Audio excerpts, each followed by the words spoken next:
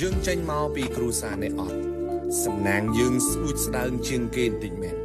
តែបើមានឱកាសធ្វើការសុំធ្វើការឲ្យអស់ពីចិត្តទី1កុំបោះចោលការខំប្រឹងយើងកើតមកចំគ្រួសារនេះអត់មែនសំណាងយើងមានអត់ច្រើនទេហើយបើសិនជាយើងអត់ខំប្រឹងទៀតអានឹងគឺជាសួយធំមែនតើនៅក្នុងជីវិតរបស់យើងចេញពីគ្រួសារនេះអត់តែកុំបោះចោលការខំប្រឹងរបស់យើងឲ្យសោះគ្រូខ្ញុំក៏ផ្ដាំថាភ្លៀងនៅលើដំបូលផ្ទះអ្នកមានភ្លៀងនោះក៏ធ្លាក់លើដំបូលផ្ទះយើងដែរដំបូលគេធំ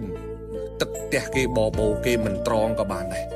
ប៉ុន្តែដំបូលផ្ទះយើងតូចបើសិនជាយើងខ្នះខ្នែងជាងគេបន្តិចយើងអាចសល់ទឹកខ្លះសម្រាប់ប្រើដែរយើងចេញពីតកូលអ្នកខ្សត់សំណាងយើងគឺស្ដួចស្ដើងជាងគេទៅហើយឱកាសយើងក៏តិចតួចជាងគេដែរប៉ុន្តែបើយើងផ្ដេកផ្ដួលមិនចាប់យក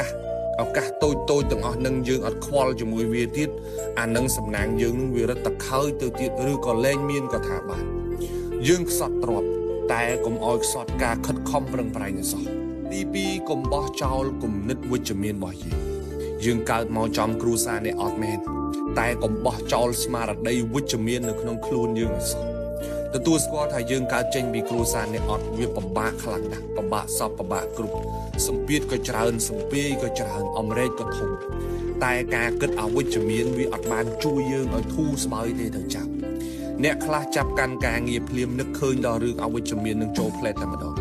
ក្រគេមើងងាយក្រគេរើសអើងក្រគេអត់រាប់អានក្រគេប្រមាថអីចឹងទៅមានឱកាសធ្វើការឲ្យខិតខំប្រឹងប្រែងលើការងាររបស់យើងសិនកុំទាន់គិតលើរឿងទាំងអស់នេះ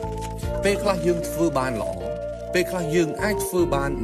100% ប៉ុន្តែដោយសារតែការគិតវិជ្ជមានការគិតមិនល្អរបស់យើងនឹងវាបែរជាបំភ័យយើងទៅវិញហើយពេលខ្លះគេអត់បានធ្វើអីយើងទេគឺភាពអវិជ្ជមាននៅក្នុងខ្លួនយើងវានឹងឯងដែលវាបំផ្លាញយើងខ្សត់ឱកាស